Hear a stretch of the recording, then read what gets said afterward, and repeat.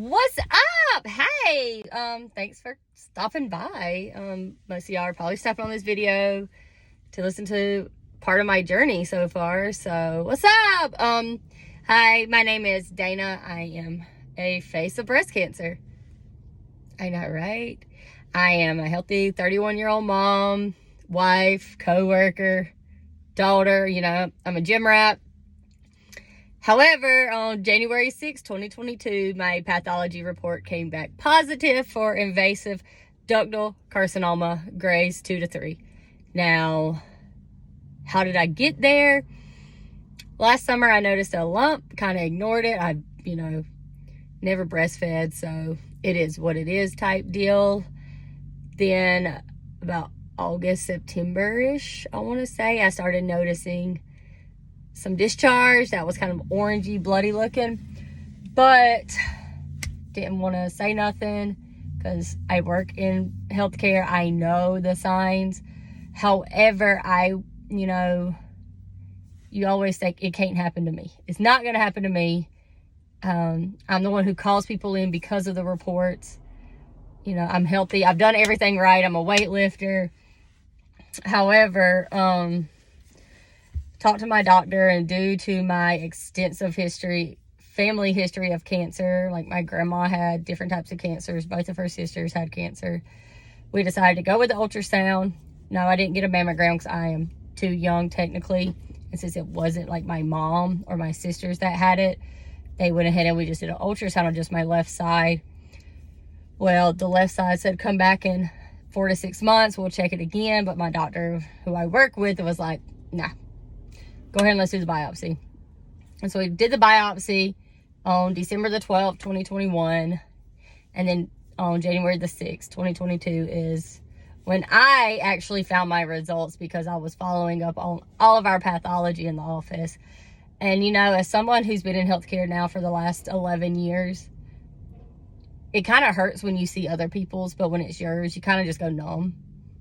Like everybody's like moving fast. You're slow moving. Everything's just numb feeling.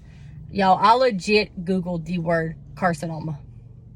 As if I don't. I'm like, this is not what it's saying. This is all wrong. However, here we are. Got into the oncologist, the oncologist, hematologist a few days later. He ordered genetic testing. They sent my pathology off to see what positive and negative I was. I am ER and PR positive and HER2 negative. So I am hormonal positive, protein negative.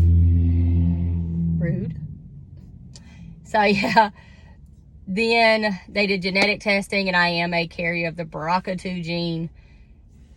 So got down there with the oncologist, the surgical oncologist in Savannah. And after talking with him, we all decided double mastectomy. But then I had to do a mammogram, another ultrasound, and then I had to do an MRI of my breast. Now for the MRI, I did opt in for the anti-anxiety medication because I've never had an MRI before. But, it wasn't as bad as I was expecting. They did give me the medicine, so that helped a lot. So I am very, anxiety is through the roof, obviously. But they put some music in. I got to pick up my music. It was country, So mostly got to listen to Cody Johnson all day. It was great. Thank you, Cody Johnson. I just love you. But had to go back 2 weeks later. So I went back this last Wednesday. I saw the plastic surgeon, which I opted in on the expanders due to I'm knowing I'm possibly going to have the chemo and radiation. I'd rather just wait until we're all done to get the implants, because I did opt in on doing reconstruction and everything. So we're doing that. And then met back with my surgeon, my oncologist surgeon, and he's like, all right, well, we'll just call you and get you scheduled. Let's go. So I said, okay. Well, a day later, I got the phone call. I am going in for a double mastectomy on February 17th, which is this coming up Thursday. Now, the hardest thing for me to wrap my head around is it's actually happening. Like, here we are. And also, I'm having to cut out all my supplements from the gym, and it's really hard for me because those are my lifelines. I love caffeine. That's like my biggest downfall. But I'm still trying to work out. You know, it's kind of been hard, but I've been pushing myself a little bit. And then the worst part is the recovery process. They don't want me to get my heart rate up. So walking and all that fun jazz was kind of out the picture at first. I know later on down the road that I'll be able to work out again. That's okay. It's just, you know, that's always been my like go-to to have like bad day, gym. Good day, gym. Excited about something. Let's go to the gym. So I think a lot of weightlifters will understand from my standpoint. A lot of people don't understand it, but that's where we're at. So this is what a face of breast cancer looks like. You know, when you tell somebody you have breast cancer, they give you this look, and it's like, I'm sorry, what am I supposed to look like? And they're like, well, you don't look like you have breast cancer. You have your hair.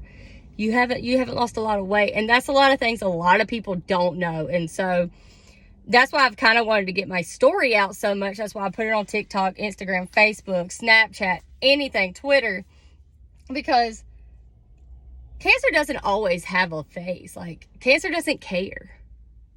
You know, it doesn't discriminate. So there's a lot of us who are the face of cancer that look like me, that are more healthier than me, you know. So sometimes you just can't outrun it. But I'm going to try to keep y'all up with this story.